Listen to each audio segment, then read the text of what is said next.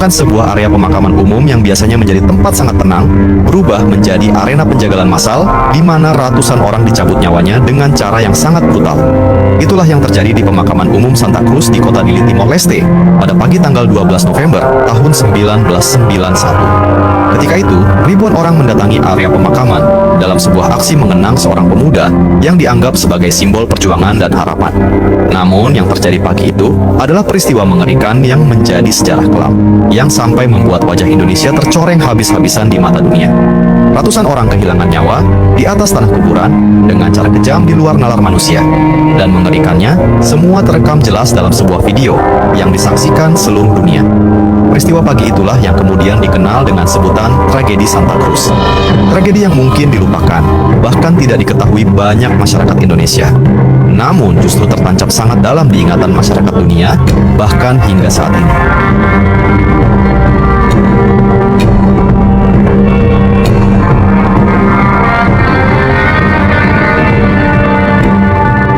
Pada tahun 1991, suasana di kota Dili, Timor Timur memanas dengan semakin kencangnya keinginan memisahkan diri dari Indonesia. Saat itu, banyak kelompok politik dan aktivis muda di Timor Timur yang mulai bersuara mendesak kemerdekaan. Mereka ingin mendirikan pemerintahan sendiri, mengelola daerahnya sendiri, tanpa harus tunduk pada peraturan Indonesia.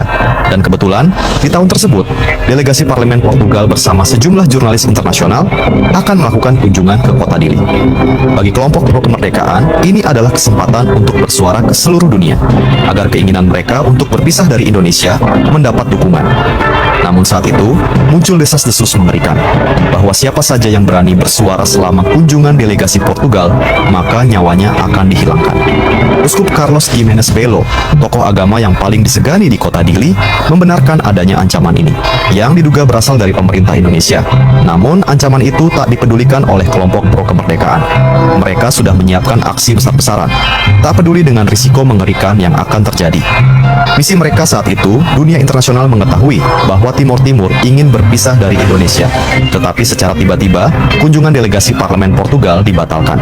Penyebabnya karena pemerintah Indonesia menolak seorang jurnalis Australia bernama Jill Joliffe yang dituduh sebagai bagian dari Fretilin, salah satu kelompok pro kemerdekaan Timor Timur. Batalnya kunjungan ini membuat situasi di Dili semakin memanas. Banyak warga dan aktivis muda yang merasa kecewa dan marah. Dan entah kebetulan atau tidak, di saat situasi sedang panas-panasnya, terjadi hal mengerikan di sebuah gereja di kota Dili yang dikenal sebagai tempat berkumpulnya sejumlah aktivis muda. Sekitar pukul 1 dini hari tanggal 28 Oktober, sekelompok orang tak dikenal mengendarai sepeda motor mengitari area gereja. Mereka melempar batu sambil meneriakkan kata-kata kasar. Tentu saja hal tersebut membuat para aktivis yang ada di dalam gereja tersulut emosi. Bentrokan hebat pun tak terhindarkan, hingga membuat tentara dan polisi bersenpi lengkap mendatangi lokasi. Namun bukannya membuat situasi menjadi aman, pada saat itu justru terjadi hal yang sangat mengerikan. Tiba-tiba terdengar suara muntahan timah panas entah dari mana asalnya. Para aktivis pun berhamburan lari menyelamatkan diri. Di tengah situasi kacau dan mencekam, Sebastião Gomes Rangel, seorang aktivis muda berusia 18 tahun, ditemukan terkapar sekitar 18 meter dari pintu gereja. Seluruh bagian tubuhnya dipenuhi timah panas. Ia terbaring tak bernyawa, dalam kondisi sangat mengenaskan. Sekitar 23 meter dari tubuh Sebastião, ditemukan juga tubuh Afonso Henrique, seorang pria 30 tahun yang juga kehilangan nyawa malam itu akibat tusukan benda tajam dan hantaman benda tumpul. Kabar mengenai hilangnya nyawa Sebastião membuat masyarakat Timor Timur semakin marah.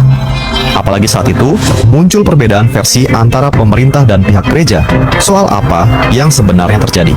Menurut versi pemerintah yang disiarkan televisi nasional pada 28 Oktober, disebutkan bahwa insiden di gereja merupakan bentrokan antara kelompok pro kemerdekaan dan kelompok yang menolak kemerdekaan. Versi pemerintah juga menyebut bahwa para aktivis di dalam gereja yang memulai perkelahian. Bahkan disebutkan ada hubungan antara gereja dan kelompok Fretilin. Namun versi gereja sangat berbeda. Uskup Belo yang datang langsung ke lokasi mengatakan bahwa tentara memperlakukan gereja seperti musuh, dan dia membantah adanya kaitan antara gereja dan Fretilin. Kematian Sebastião Gomes pada akhirnya menjadi bahan bakar kemarahan. Ia dikuburkan di pemakaman Santa Cruz pada 29 Oktober 1991. 14 hari hari setelah penguburannya, sebuah misa peringatan diumumkan melalui radio. Misa itu dijadwalkan pada pagi hari tanggal 12 November. Ribuan orang akan menghadiri misa tersebut karena sosok Sebastião yang telah dianggap sebagai pahlawan. Selain itu, para aktivis dan kelompok pro kemerdekaan juga menyatakan siap hadir. Karena pada saat misa digelar, seorang utusan Perserikatan Bangsa-Bangsa bernama Peter Koopmans kebetulan akan berkunjung ke Timor Timur. Bagi para aktivis, ini adalah kesempatan kedua untuk menyuarakan kemerdekaan setelah batalnya kunjungan delegasi Portugal. Mereka seperti mendapat harapan baru. Namun, tidak ada yang menyadari justru pada hari itulah akan terjadi sebuah tragedi mengerikan yang tidak akan mungkin bisa dilupakan masyarakat Timor Timur.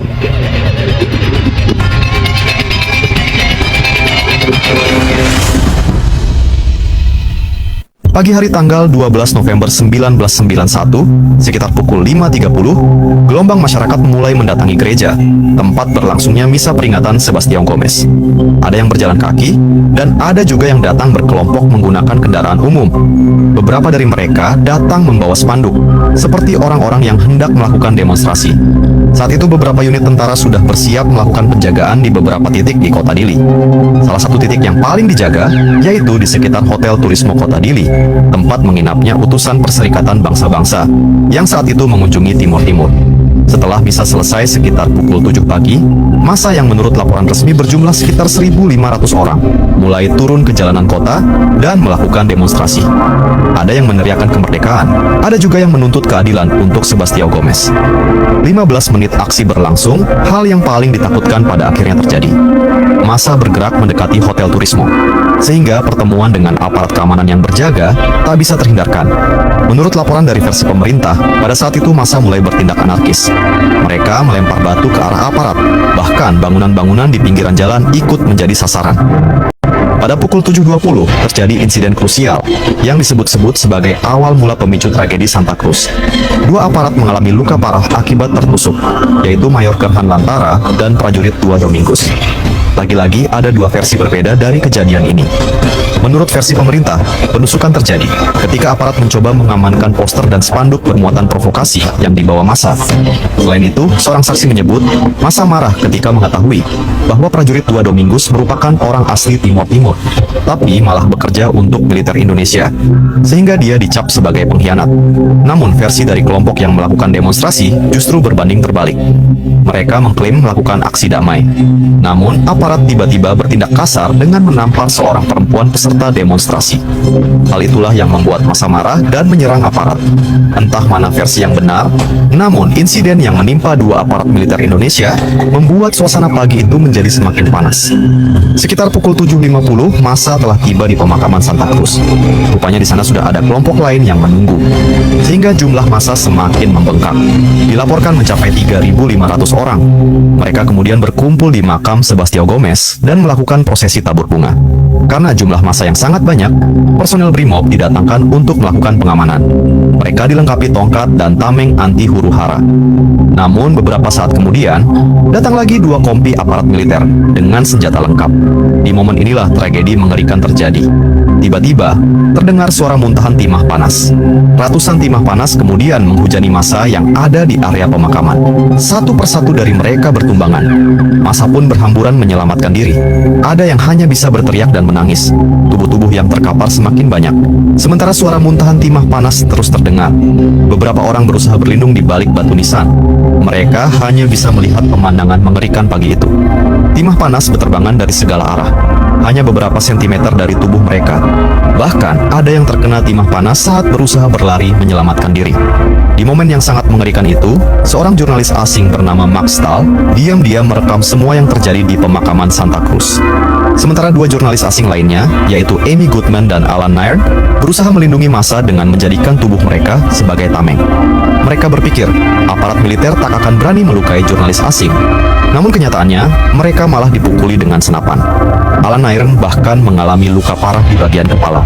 Selama 5-10 menit, aparat militer secara membabi buta terus memuntahkan timah panas ke arah massa. Tak peduli apakah itu perempuan atau remaja yang masih sangat muda.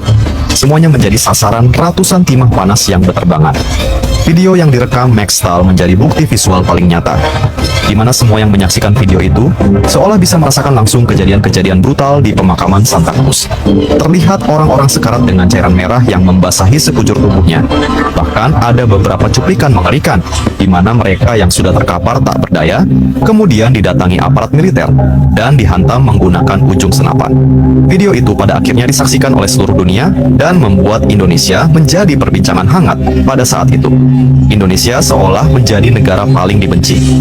Dan tragedi Santa Cruz pada akhirnya berbuntut panjang, karena muncul berbagai laporan dan kesaksian yang jauh lebih mengerikan, terutama dari para jurnalis asing yang melihat langsung kejadian saat itu. Mereka membongkar berbagai kejanggalan di balik tragedi ini, yang bahkan hanya untuk didengar saja sudah bisa membuat bulu kuduk merinding.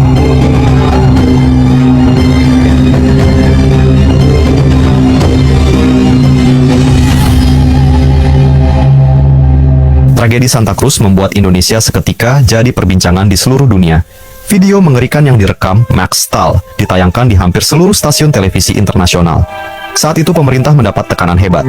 Masyarakat dunia dengan keras menuntut satu hal, usut tuntas semua yang ada di balik tragedi Santa Cruz, termasuk hukuman untuk pihak-pihak yang terlibat. Namun, investigasi buntu karena adanya perbedaan versi antara pemerintah dan beberapa saksi, termasuk jurnalis asing yang saat itu ada di TKP. Karena dua versi itu saling berbanding terbalik, sangat jelas bahwa ada yang berbohong dan ada yang berkata jujur. Namun tidak ada yang tahu pasti siapa yang berbohong dan siapa yang jujur. Saat itu muncul perdebatan, mengapa aparat militer tega menghujani warga sipil dengan timah panas secara membabi buta. Menurut versi yang paling populer saat itu, yang tersebar di berbagai media massa, aksi aparat militer merupakan tindakan spontan karena massa yang bertindak anarkis. Selain itu, aparat militer disebut melakukan pembalasan atas penusukan yang terjadi kepada Mayor Gerhan Lantara dan prajurit 2 Domingus. Namun versi ini dibantah dengan keras oleh organisasi internasional hak asasi manusia. Karena berdasarkan data yang diterima di lapangan, insiden penusukan terjadi sekitar pukul 7.20. Sedangkan peristiwa mengerikan di pemakaman Santa Cruz terjadi pukul 8:10. Ada jarak sekitar 1 jam. Selain itu, lokasi penusukan dan pemakaman Santa Cruz jaraknya berjauhan. Dan fakta yang lebih krusial, aparat militer yang melakukan aksi penembakan massal bukan berasal dari unit yang sama dengan Mayor Gerhan Lantara dan prajurit 2 Domingus. Sehingga diduga apa yang terjadi di pemakaman Santa Cruz bukanlah aksi spontan maupun balas dendam, melainkan sesuatu yang sudah direncanakan. Namun sekali lagi, ini hanya sebatas dugaan dan belum ada bukti valid yang bisa menguatkan. Selain itu, ada perdebatan lain yang lebih membingungkan, yaitu menurut versi pemerintah, aparat militer yang mendatangi pemakaman Santa Cruz awalnya hanya ditugaskan untuk melakukan pengamanan. Namun saat tiba di lokasi, ada granat yang dilempar dari arah kerumunan massa. Granat itu tidak meledak, tapi beberapa saat kemudian, terdengar suara letusan timah panas, disusul teriakan yang mengajak massa untuk maju menyerang dan merebut senjata aparat. Karena peristiwa itulah, aparat militer terpaksa melakukan upaya membela diri dan melepaskan hujan timah panas ke arah kerumunan massa. Namun lagi-lagi, versi resmi pemerintah dibantah, kali ini oleh jurnalis asing yang ada di TKP. Mereka bersaksi tidak melihat satupun sosok di kerumunan massa yang membawa senjata. Sebaliknya, menurut mereka, aparat militer langsung memuntahkan timah panas begitu tiba di pemakaman, tanpa adanya peringatan bahkan sepatah kata pun. Selain itu, para jurnalis juga bersaksi, mereka melihat aparat militer membidik timah panas ke arah kerumunan, yang artinya aparat militer melakukannya bukan dalam keadaan terdesak atau panik. Para jurnalis asing juga membantah klaim bahwa terjadi kesalahpahaman instruksi yang didengar aparat militer, di mana disebutkan saat itu seorang perwira junior berteriak meminta prajurit untuk tidak menembak. Namun karena suasana pemakaman yang ramai dan bising, para prajurit justru mendengarnya sebagai perintah untuk menembak.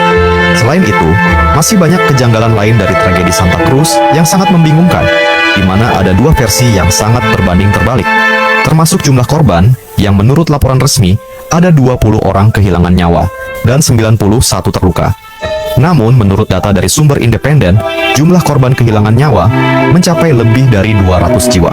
Ada juga isu bahwa sebagian besar korban dimakamkan secara diam-diam oleh pihak militer tanpa diserahkan kepada pihak keluarga.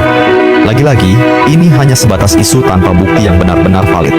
Tetapi bagi masyarakat dunia, video yang direkam Max Stahl sudah cukup untuk menjadi jawaban versi mana yang dapat dipercaya dan berapa perkiraan jumlah korban sebenarnya. Di luar itu semua, teori konspirasi paling besar yang bahkan sampai saat ini masih diperdebatkan, yaitu tragedi Santa Cruz merupakan settingan. Ada pihak yang sengaja menciptakan tragedi ini dengan tujuan tertentu, mulai dari menggoyangkan kekuasaan pada saat itu, hingga trik untuk mendapatkan perhatian internasional. Karena faktanya, sejak tragedi ini, seluruh mata dunia tertuju pada Timor Timur, sampai akhirnya dilakukan referendum pada tahun 99. Namun apapun teorinya, dan seperti apa kebenarannya, tragedi Santa Cruz adalah tentang para korban. Nama-nama mereka lah yang harus diingat selamanya, serta keadilan untuk mereka lah yang harus diperjuangkan sampai kapanpun. Karena sebagaimana pesan yang selalu disampaikan di channel ini, jangankan ratusan, bahkan satu nyawa pun terlalu berharga untuk ditukarkan dengan sebuah kepentingan.